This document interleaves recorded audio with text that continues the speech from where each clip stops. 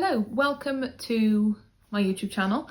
My name's Hannah. I am a historian and theatre lover based in the south of England. For anyone who's seen any of my videos before, you join me at a slightly different angle today. You can see some of my bookshelf in the background as opposed to just the other end of my bed. Now, I wanted to do a bit of a video today talking about some of the shows that you can see in London this year. I see a lot of people online just through like threads and Instagram who maybe haven't been to London before or on holiday in the UK for the first time, and they're asking sort of what shows they should go and see. I'm not a professional, not a theatre critic, but I do really enjoy theatre and I go quite a lot, and I just thought it would be nice to do a video breaking down some of the shows that you can see in the West End at the moment into different categories and sort of saying who they'd be good for and whether I would recommend them. I'm just going to start this by saying the only shows that I will be recommending today are shows that either I've already seen, so I can sort of speak from personal experience and recommend them, or shows that I've heard really phenomenal things about, or shows that are sort of on my list of things that I want to see. So some of these shows I haven't seen personally, but I'm sort of actively looking at getting tickets to them myself. Like everything though, this is entirely subjective. Other people might have different opinions on shows, but I think I've chosen some pretty safe bets. So if you find yourself thinking, I'm in London, I want to see a show, I don't know what to see, here are some of my personal suggestions. I've broken these down into categories. Apologies if I look down. I've got a notebook here that has my notes in, because I've got some shows that I've written down, the different categories I've put them into, and also some of them are either opening or closing at certain points within this year. So I wanted to include that information as well, just in case anyone sort of stumbles across this in a couple of months and one of the shows isn't here or sort of has only just opened or what have you. But I've broken this down into 4 categories. So we've got category 1 is the classics. So that is the shows that are sort of staples in London's West End. Section 2 is family. Now this was quite a difficult category for me to sort of look at because we don't have any really young people in our family anymore, so I don't often have to look at things through like a family friendly lens, and you could argue that some of the other shows that I talked about could be for a family audience, but I think these are some pretty safe ones if you go in with kids. Big hits / events, so like big events, big shows, these are all the ones that I think are either sort of show of the summer status, so they're going to be hot tickets in London. I've got quite a good track record on these so far, so I've been able to pick up on a couple that I thought were going to be really, really big hits and they turned into them. One that I missed, which we'll come to later, so these are all sort of big spectacles, and the other sort of slightly less show of the summer status, let's say, are like shows that are impressive to watch, so ones that have a lot of love from the Olivier's or the Tonys, or ones that are like a visual spectacle to see. And then my last category is my favourite on this list, and I've called it very British shows. So these are shows that are what I like to call homegrown, so they've been developed in the UK and they've got a very British sensibility, but I kind of love that they're in London. So if, say, you don't often go to London or it's your first time visiting London, you'll get quite a British experience going to these shows, I think. So I've left that for last, even though arguably like the big hits should be last. I've left that one for last because that is my favourite. But let's start with category 1, so the classics. I've got 3 shows in this category because I actually struggled to come up with what I would count as a classic that's on the West End at the moment. My number 1 is Phantom of the Opera. I believe the production we've got in London now is the longest running Phantom production in the world, because I know it has closed on Broadway. It might have come back recently, and I know they've got Masquerade at the moment, but Phantom of the Opera, I've not seen the London version, but I have seen the tour, and it is one of my favourite musicals of all time. I just think it's such a staple. It's your classic mega musical, so it's big, it's opulent, it's got all the sets, all the costumes, really impressive singing, fantastic score, like iconic score. I think if you ask anyone to like name a musical, they're gonna name Phantom. I saw it when I was quite young. I think I was 12 or 13 when I saw Phantom of the Opera, and I remember it scaring me, but I did love it. So I think you could probably go with sort of slightly younger people, but I don't know what they say on their website, what their sort of age restriction is, but I would be a little bit hesitant to go with anyone sort of under 10. The next one on my list is Les Miserables, or Les Mis. You can't do a list of theatre shows to see in London and not mention Les Mis. I've seen the London production once, and it is as big and fantastic as you would like it to be. I know in recent years they have cut down on the amount of people in the orchestra, and I believe some of the sets changed. I saw it after that change, so there's a lot more projection used now in the first sort of scenes, but it's a classic. There's a reason that everyone knows Les Mis, and it's a good one as well because the story is so well known. I think regardless of sort of what language you speak or whether you're aware of the show or not, you'll be able to follow the story. It's a really good show. You can't knock it, and you can get some really good deals on tickets for that. I think my tickets only cost me about £20 when I went to see it. I had a really good seat for it. So yeah, Les Mis is the second one. And then the last of the classics that I put in this section, I didn't know where to put it, but I did put Wicked, because it has been on the West End for I think 17 or 18 years now. I'm trying to think. My sister's 18 and we saw it just before she was born, so it's got to be at least 18 years. So I do think that makes it a classic. It's been there for a long time, and especially given the sort of recent buzz around the films, I think it's got a renewed audience to go and see it. And it's another one I think it's going to go down like your Phantoms and your Les Mis. It's going to be a big show that people know about, and you can see it pretty much anywhere in the world. I know it's still on Broadway and there's productions going on all over the place, but Wicked I think is a pretty safe bet if you're looking for a show to see in London and you want something that's going to be a really impressive sing, good costumes, good sets, all that good stuff. Wicked's up there. If you are going to London with a family and you're looking for family shows, I've got 4 that I managed to think of off the top of my head. I'm going to caveat these by saying some of them are quite expensive, and it is something that I sort of struggle with theatre, because when I go, I tend to go by myself or with members of my family who are sort of the same age as me or older, so we all have our own money we pay for ourselves. If you're going to the theatre with your family, say it's a parent and a child, or a parent and 2 children, or 2 parents and 2 children, or grandparents and parents, whatever, it tends to be a big group of people, and you find that you're paying sort of, a parent will pay for their children. The children aren't paying, but it can get very expensive. And there are 2 on here that I think are really good family shows. Well, I've heard they're good family shows, but the cost could possibly be quite restrictive. So the first of the ones that I've put on here is Hercules. I've not personally seen it, but I think with a Disney show, you're always going to get a known quantity. You're going to get a big show, you're going to hear the songs you know, you're going to hear some new songs, and you're going to know the story. For the most part, I believe there have been some changes made to Hercules, but I can't imagine any child who likes the film Hercules who's not going to enjoy going to see it in the theatre. The tickets are so incredibly expensive for this show, and I know it's really difficult to make theatre at the moment as well, so I'm not knocking anyone for ticket prices, and people need to get paid and theatres need to get filled and all that good stuff. But if you're going with 2 children, I think tickets, the cheapest tickets I've found for a decent view, which you would want, are probably about £55 to £60. So even just for 3 tickets, you're looking at like £150 at least, which is quite a lot of money. I do know that. Now, the second show that I've put here is very similar to Hercules in the fact that it's another Disney show, but it's slightly different. So this is, I'm talking about The Lion King. This visually is so different to any of the other Disney shows. It's not like Beauty and the Beast, you know exactly what you're going to get. Hercules, you've got an idea of exactly what you're going to get.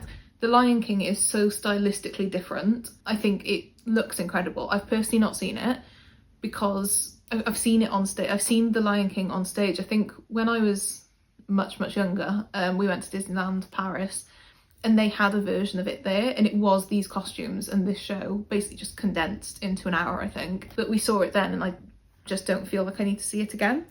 But The Lion King is another safe bet because you know the story going into it, you know the music, you're going to hear some really fantastic vocals. It is, again, not the cheapest. Not that any theatre is, but it is not massively cheap. The third family pull that I came up with is My Neighbour Totoro, which is at the Gillian Lynn at the moment. I think this is one that's on my list of ones that I really want to see because it looks so incredible and I love the film. I loved the film growing up. I say growing up, in my early teens, I loved the film. And I'm a big fan of puppetry and sort of big things on stage.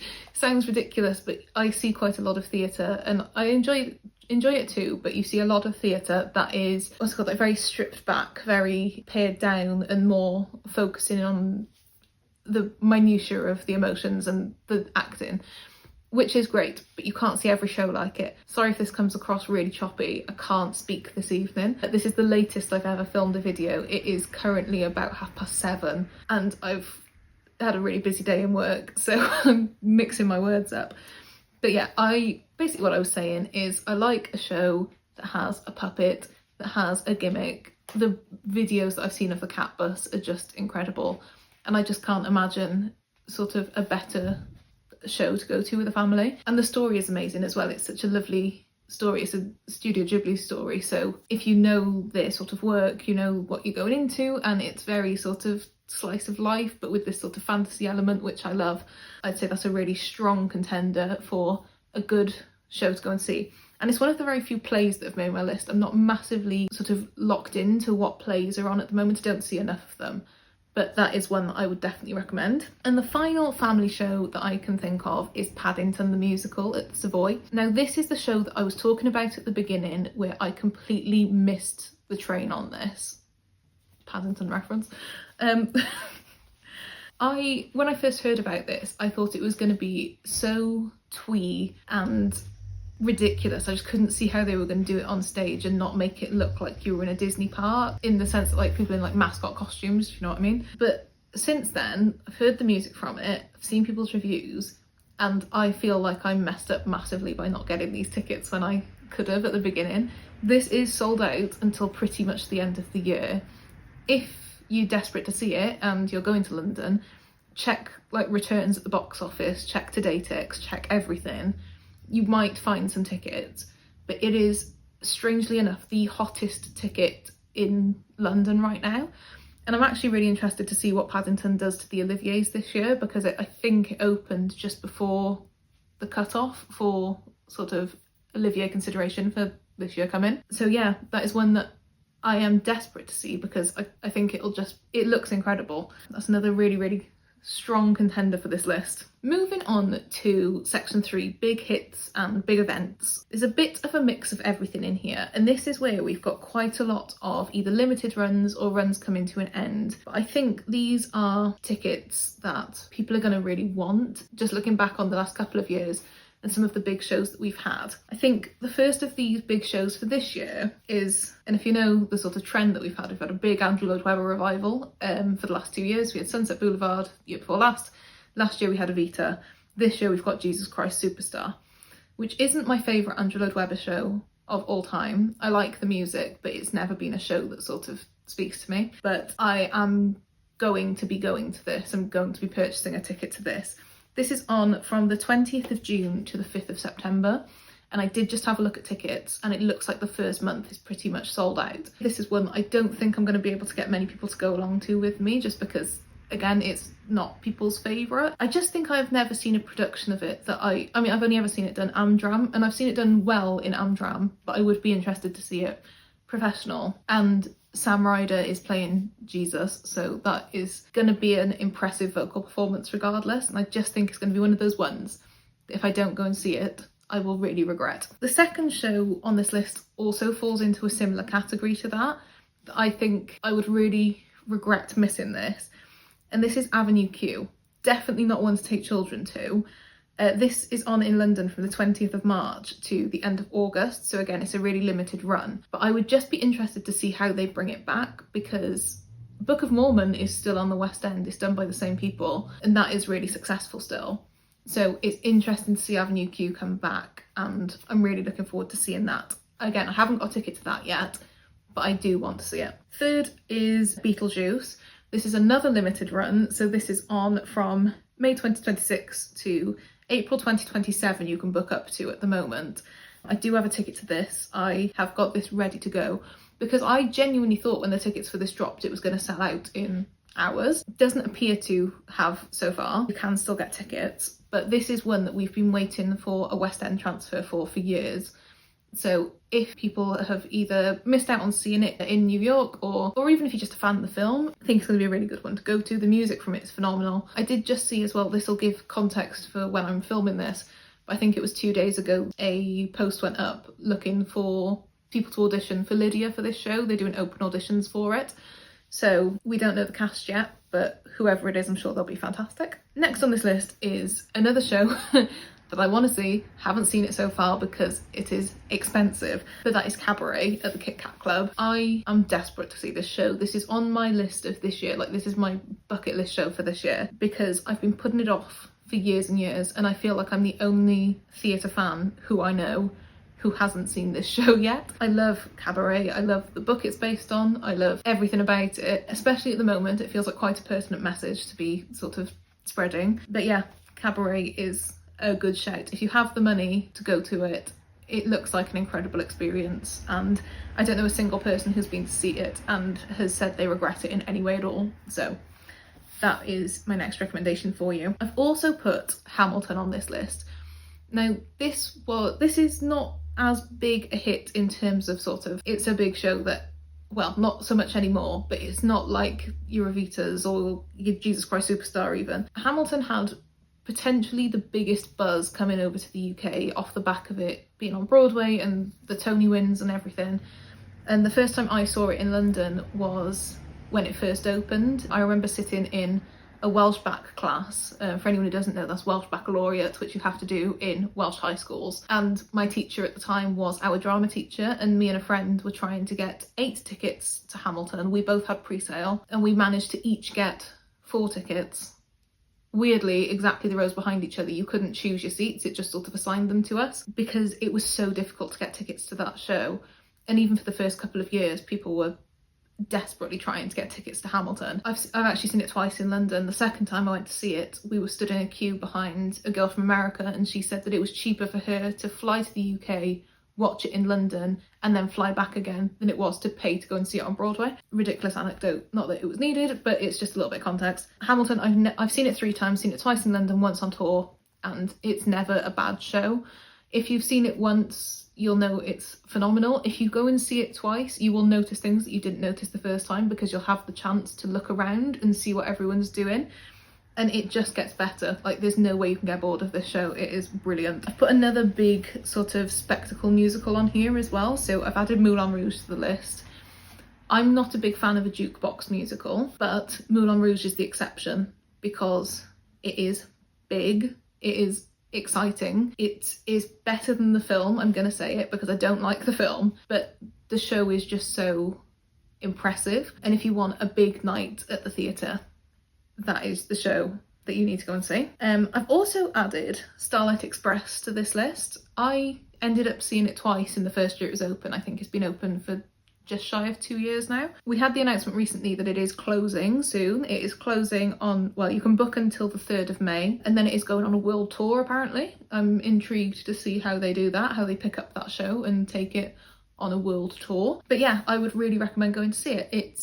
You're never going to see a show like it again. It's an experience. This is another one that could be in the family category as well, because there were people of all ages there, people who saw it when it first came out in sort of like the 80s, 90s and loved it, and people who are just now discovering it. It seems to have been really big on TikTok with like younger people, which really surprised me because I don't know that many Andrew Lloyd Webber productions that have that sort of much younger fan base. But yeah, I would add that to the list. Stranger Things The First Shadow is the next show that I could think of. This is a play. It's I think, only one of 3 plays that I've got on my list. But if you want a play that is linked in with a bit of like IP, so it's got the Stranger Things name behind it, it is visually impressive, it adds to season 5. Saying that I'm only recommending shows that I've either seen or heard good things about, a lot of these are shows that I've just heard good things about, but Stranger Things is one that I had on my list of shows that I was desperate.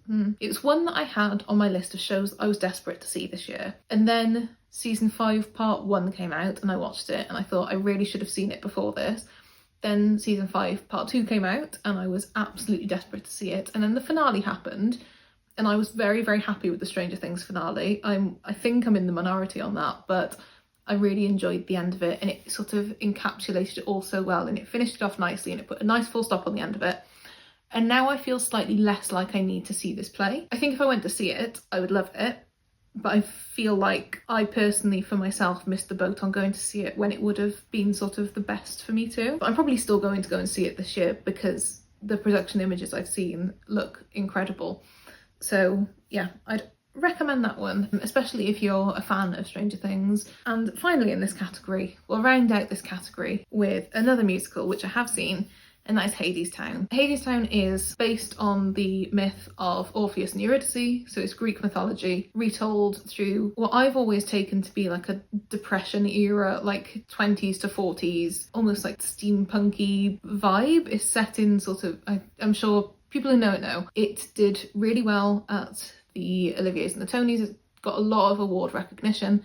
It's not long been in the UK. I think it's only maybe in its 2nd year now, maybe 3rd year. I saw it just over a year ago. I saw it on the 18th of January last year and I really enjoyed it. I will say for me, it's not one that I am going to sort of rush to go back to.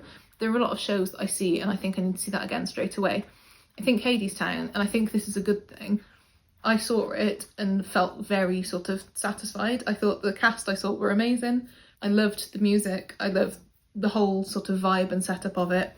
And I just don't feel desperate to go back.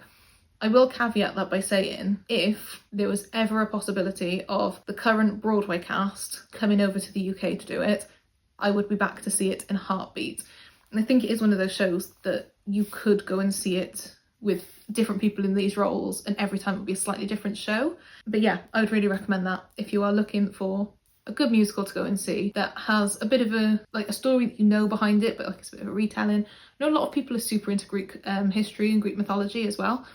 I am a historian and exhibition manager in a museum. Greek history was never really my thing, but I sort of know enough about it to go on, and from what I understand is a pretty accurate retelling of that myth. So historical accuracy gets a thumbs up from me. I don't know how long this video has been up to this point edited, but I did just double check and I've been talking for half an hour.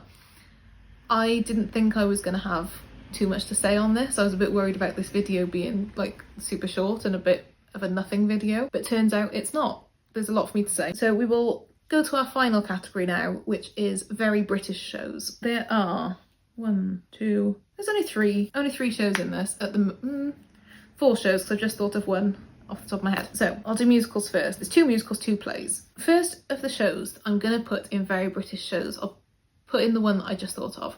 Six, the musical. Six is, for those who don't know, about the 6 wives of Henry VIII. It's set up as a bit of a rock concert. It is a 90-minute show. It is 1 act, no interval. Each of the 6 wives is sort of singing a song to prove why they had their life the hardest with Henry. And then they all come together at the end and realise there's no point in fighting against each other, because why are we pitting the women of history against each other when the common, like, bad thread through all of it was him. Very distilled version of that show. But it is a really good, feel-good show. It is so firmly rooted in British history.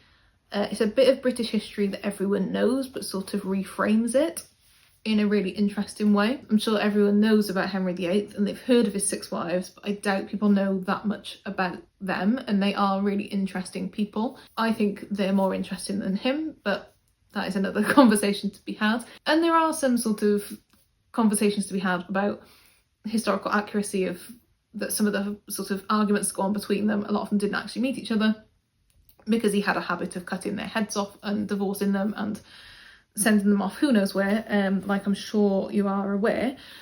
But it is a really good show. It is a really good, feel-good show, and it's a fantastic show to see in London, because you can then go down to the National Portrait Gallery and see the portraits of some of them, and I mean there's portraits of all of them in there.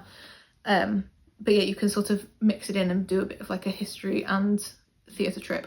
If you want a really sad day, you could also go to the Tower of London, where Anne Boleyn was executed, and you can see the supposed site where she was executed by Henry VIII. So that is the first one on that list. I went on a bit of a tangent there. The second show is one that, if you've seen my videos before, you will have heard me talk about in at least 3 of them. I've done an entire video just about this musical, but it is The Unlikely Pilgrimage of Harold Fry. It is so British. I can't emphasise enough how this show, I don't think, can exist anywhere else. It is based on a book by Rachel Joyce, and it has been made into a film as well, so you might have heard the name if you've seen the film. But it is about a man who receives a letter from an old friend who he's not spoken to in years and years, basically saying she has cancer, she's sort of at the very end of her life. And he writes a response and walks to the letterbox to post it, and then thinks, oh, I fancy going for a walk, I'll walk to the next letterbox, and then ends up walking the entire sort of length of England to meet her. He starts down in like the south, I'm sure it's like Devon way, and then ends up walking right up north, and you sort of follow him on this journey through all the different places he goes to and all the people he meets.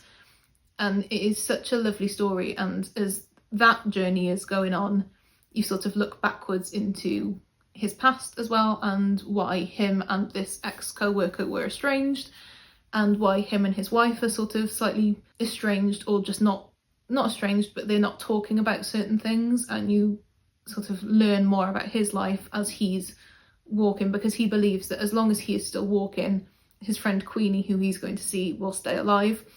And to an extent that is true. He gets a phone call halfway through from one of the sisters who's looking after her, saying that because she knows he's on his way, she's sort of holding on to meet him. It's a really beautiful story. I saw this at Chichester Festival Theatre last year, and it was my best show of the year. The more I think about it, the more I just love this show. I've got tickets to it booked. I am almost tempted to go and see it again as well.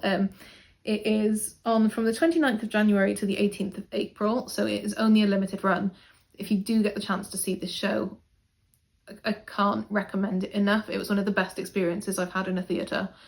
And it is emotional, it's really quite heavy and it's dark, and I think on the website there are some trigger warnings on there, so I would recommend reading those before you go, just in case. But yeah, I think it's probably going to be my favourite show of this year as well. I know that sounds sort of counterproductive. It's like, why am I going to see a show again that I already know is going to be my best show of the year? But I just love it so much, and I want to support it. And because it started in Chichester, which is not too far from where I currently live, it's really nice to see the show make that move, and I'll be really interested to see how that happens, especially because it was originally done sort of in the round and a very intimate thing, whereas now it's going to the Haymarket, which is a much bigger space, smaller in terms of West End theatres, but it's still not quite as intimate as it was. Now that I've said all of that, the next show on my list is The Play That Goes Wrong. Now it's become a bit of a like staple of the West End. I've seen like the pro shoot. There was a pro shoot on TV of it a couple of years ago, and this show is, whereas a lot of these are sort of character driven and heavy and a bit emotional, and you, to an extent, some of them you sort of need to be in the right headspace for. The Play That Goes Wrong is a comedy. It is a play, which not many of these are, but it is sort of a staple of the British theatre scene now, and Mischief, who are the company behind it, do a couple of other shows as well. They've done like, is it Christmas Carol Goes Wrong or Peter Pan Goes Wrong and Magic Goes Wrong? So they've done a lot of these sort of goes wrong shows. They're very slapsticky, a lot of practical effects as well. And I think if you go into the theatre and you want a good laugh, that is a really safe bet to go and see. And the final show I've put on here under our very British shows category is one of what I think is the most interesting stories on the West End. The play itself is fantastic. The circumstances around it are even more interesting. So the play that I'm talking about is The Mousetrap, which is the longest running play on the West End ever. It is an Agatha Christie play. It is a murder mystery. We saw it a couple of years ago for my mum's birthday, and in the foyer you might have seen they've got this counter on the wall, so they count every single performance. I can't remember what they're at the moment, but it's insane the amount of shows this has done. I think the only reason it's ever stopped was for COVID. I think that was the only time it stopped for any sort of significant amount of time. And the reason that it's still playing is because people wanted to make a film out of it. Make sure I get the story right. So it's a book by Agatha Christie. Someone wanted to make a film out of it, and she said, you can make a film once it stopped playing on the West End, and it's never stopped playing on the West End. A couple of years ago there was a film on Disney Plus, I don't know if it was just for Disney Plus, called See How They Run, which was inspired by the story of that. So it was their way around making a film about it. And it was about two police officers who were solving a murder mystery in the theatre where the Mousetrap is being performed. I think it's been a while since I watched the film, but that was what got me into it. And I love an Agatha Christie. I love like a cozy crime murder mystery thing, and that was genuinely one of the best plays I think I've ever seen, and I just really enjoyed it. So if you are in London and want an interesting show but also a little bit of like an interesting story to go around it as well, The Mousetrap is definitely one to go to. It's also in a really beautiful theatre as well. It's in one of the older theatres. I think it is at St Martin's Theatre, one of those, but it's amazing. I think that is it. That is all the plays and musicals that I had made notes about. Obviously there are other shows opening this year, and there are probably ones that I've completely forgotten about. We also have a lot of information for a lot of shows opening early this year, but past June, July, we don't really have that much information, not that I've been able to find. So I might do another one of these sort of middle of summertime if there's any sort of new updates or new shows opening that I think people are going to want to see. But yeah, I think I will leave it here for now. If you have enjoyed this video, please leave a thumbs up and subscribe as well. I make videos every Saturday, I try to. I'm finding that Saturday morning is not a great time to upload, so I might try either a Friday evening or a Saturday evening. So over the next couple of weeks, my upload schedule might be a little bit all over the place just while I figure out when is best to upload things. But yeah, all the more reason to subscribe so that you don't miss whenever that next video does go up. Thank you so much for watching, I really appreciate it. If you have seen any of these shows, let me know in the comments. If you have any questions about them, leave them too. I'm more than happy to answer any questions people have got.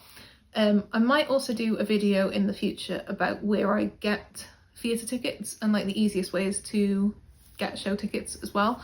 If that is something people are interested in, let me know. Follow me on Instagram, and I'm also going to start posting theatre history videos on TikTok as well, so if you're interested in that I will leave the link in the description below. In the meantime, I hope that you have a lovely day, and I will speak to you all soon. Bye!